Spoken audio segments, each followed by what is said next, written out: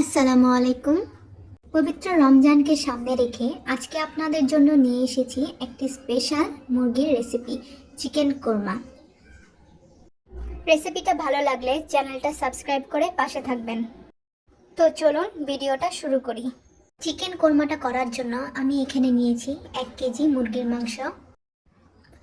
এখানে নিয়েছি 1 চামচের মতো মরিচ বাটা, 1 চামচের মতো বাদাম বাটা, 1 কাপের মতো পেঁয়াজ বাটা, 1 কাপের মতো টক দই। মশলার মধ্যে এখানে আমি নিয়েছি 3টা তেজপাতা, 5টা লবঙ্গ, 3টা দারুচিনি, অর্ধেক জয়ত্রী, 10 থেকে 12টা কালো গোলমরিচ এবং 8টা এলাচ। চিকেন কোরমাটা বানানোর জন্য আমি প্রথমে পেঁয়াজের বেরেস্তা করে নিব। পেঁয়াজের বেরেস্তা বানানোর জন্য চুলায় একটি কড়াই বসিয়ে তাতে 2 চামচের মতো সয়াবিন তেল দিয়ে নিব। পেঁয়াজের বেরেস্তা বানানোর জন্য 1 কাপের মতো পেঁয়াজ কুচি দিয়ে দিব। পেঁয়াজটাকে বেরেস্তার মতো কালার না আসা পর্যন্ত ভাজতে হবে। তো দেখুন আমার বেরেস্তাটা হয়ে গেছে, এবার এটা চুলা থেকে নামিয়ে নিব।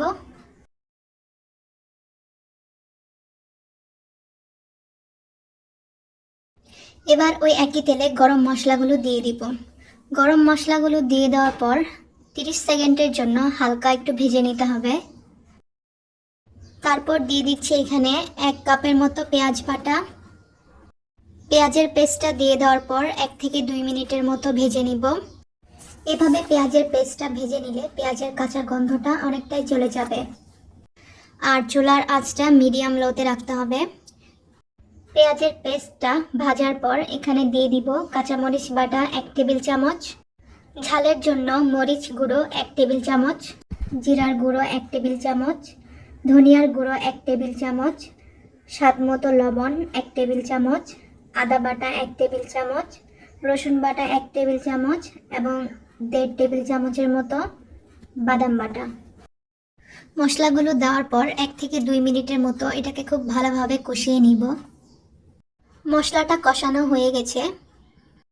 এবার এতে 1 কাপের মতো টক দই দিয়ে দিব। টক দইটা দেওয়ার পর মশলাটাকে আবারও খুব ভালোভাবে কষিয়ে নিব। চিকেন কোরমা রান্নার সময় মশলাকে যত সময় নিয়ে কষাবেন খাবারটা তত বেশি টেস্টি হবে। মশলাটাকে কষাতে কষাতে যখন দেখবেন এরকম বাবলস তৈরি হবে তখন বুঝবেন আপনার মশলাটা কষানো হয়ে গেছে ভালোভাবে। তো আমার মশলাটা কষানো হয়ে গেছে। মশলা কষানো হয়ে গেলে চিকেনটা দিয়ে দিব। চিকেনটাকে খুব ভালোভাবে মশলার সাথে কষিয়ে নিতে হবে। যেহেতু এখানে কোনো পানি ব্যবহার করা হয় নাই তাই চুলার আঁচটা বাড়ানো যাবে না, না হলে তলানিতে লেগে যাবে। চুলার আঁচটা থাকবে মিডিয়াম লোতে। চিকেনটাকে মশলার সাথে কষাতে কষাতে চিকেনটা একসময় সিদ্ধ হয়ে যাবে। যখন দেখবেন চিকেনটা থেকে তেল ছেড়ে দিচ্ছে তখন মনে করবেন চিকেনটা খুব ভালোভাবে মশলার সাথে কষানো হয়ে গেছে।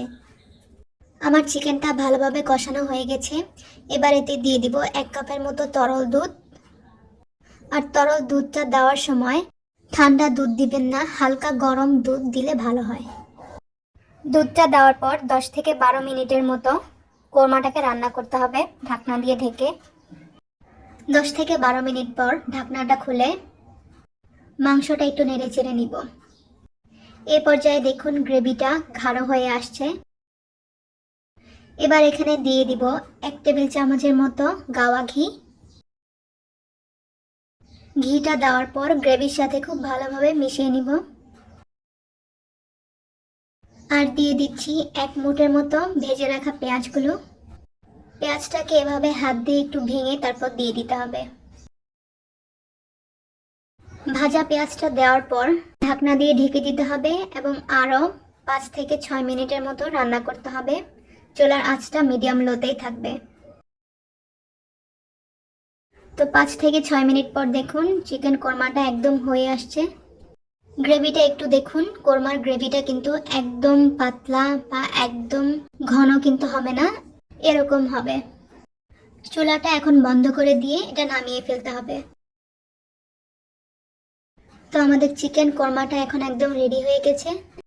ভিডিওটা ভালো লাগলে লাইক, কমেন্ট অ্যান্ড শেয়ার করবেন এবং এরকম আরও মজার মজার রেসিপি দেখতে হলে চ্যানেলটাকে সাবস্ক্রাইব করে পাশে থাকবেন।